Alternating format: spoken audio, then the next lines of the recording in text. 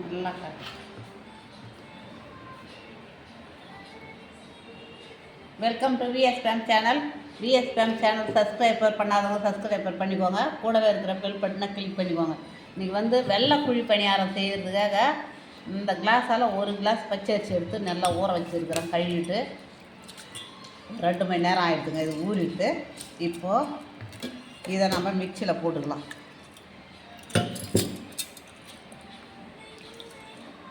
பச்சரிசி எந்த பச்சரிசியாக இருந்தாலும் பரவாயில்ல. மாவு பச்சரிசியோ இல்லை ரேஷன் பச்சரிசியோ இல்லை வீட்டில் இருக்கிற பச்சரிசியோ எதாக இருந்தாலும் பரவாயில்ல. அந்த பச்சரிசியை போட்டுக்கோங்க. ஆக பச்சரிசியில் தான் செய்யணும்.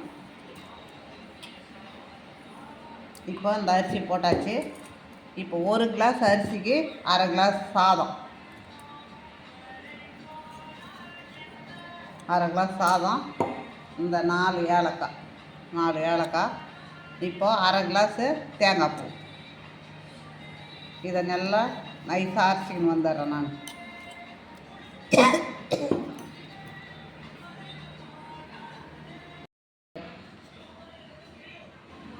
இப்போ இதை பாருங்கள், நல்லா அரைச்சிட்டேன் பாருங்கள்.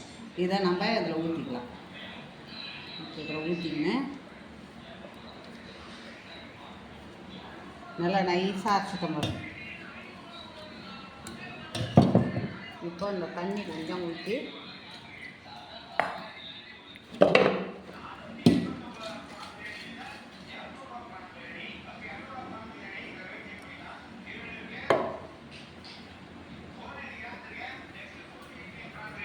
தண்ணி ஊற்றிக்கலாம். அவ்வளோதான். இப்போ இதுக்கு தேவையான உப்பு போட்டுக்கலாம்.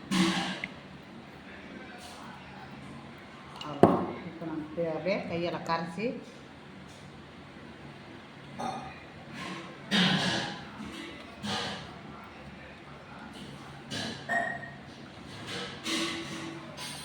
இது அப்படியே ஒரு 8 மணி நேரம் புளிக்கிட்டங்க. காலையில் நம்ம எடுத்து குழி பணியாரம் சட்டியை எடுத்து வச்சு நம்ம குழி பணியாரம் ஊற்றிக்கலாம். வெள்ளை குழி பணியாரம் வெள்ளையாக இருக்கும். இது அப்படியே இருக்கட்டும், மூடி வச்சிடலாம்.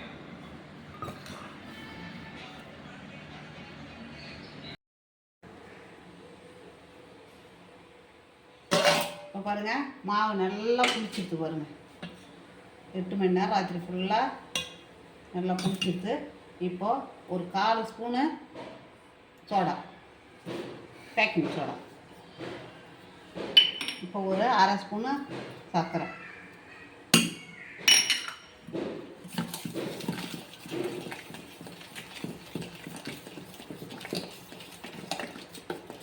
நல்லா ராத்திரி புளிச்சு போச்சு. ஒரு 7-8 மணி நேரம் நம்ம ஊற்ற வேண்டியது தான். இந்த அளவுக்கு தான் இருக்கணும் மாவு. ரொம்பவும் கட்டியாக இருக்கக்கூடாது, ரொம்ப தண்ணியாகவும் இருக்கக்கூடாது. இப்போ நம்ம இந்த குழியில் எண்ணெய் ஊற்றிடலாம்.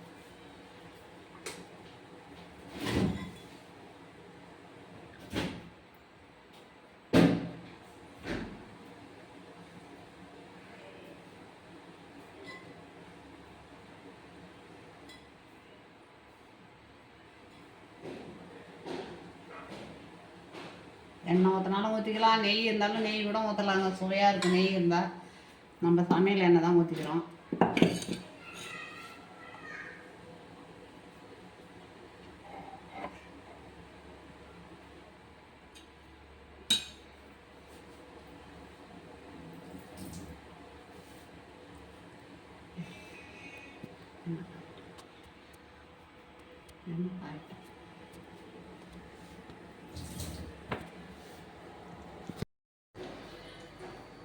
எண்ணெய் நல்லா காஞ்சிட்டுங்க. இப்போ நம்ம முக்காவாக ஊற்றிக்கலாம்.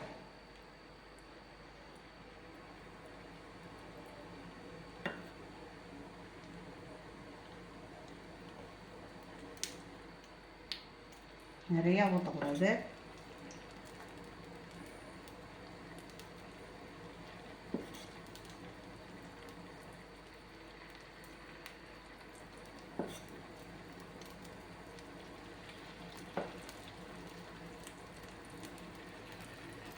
இதில் நம்ம மூடி போட்டு மூடிக்கலாம்.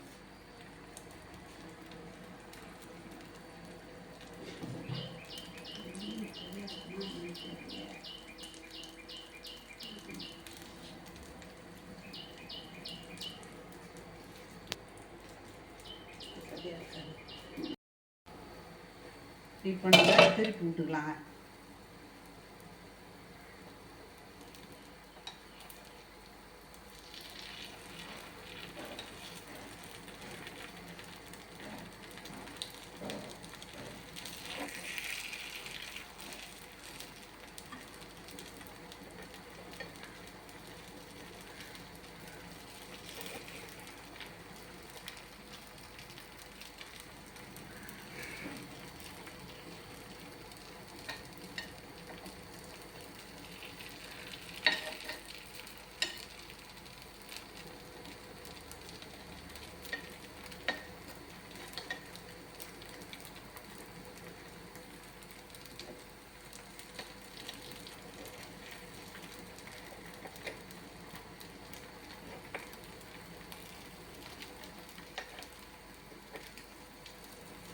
அவ்வளோதான், ஒரு நிமிஷம் வேகட்டும், எடுத்துக்கலாம்.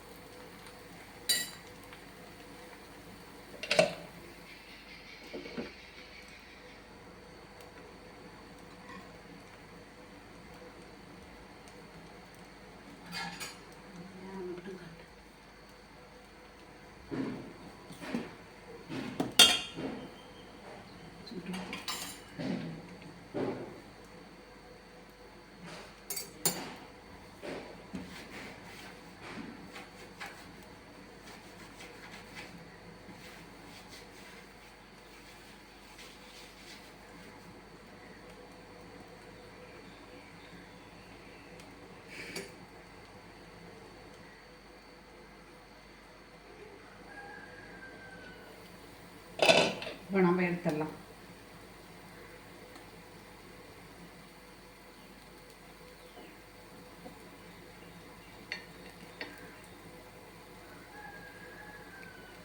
இவ்வளோ வெள்ளையாக இருக்கும் பாருங்க,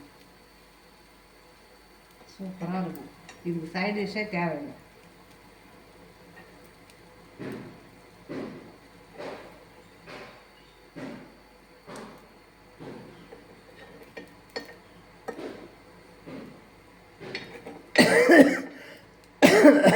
இதே மாதிரி தாங்க எடுக்கணும் எல்லாத்தையும்.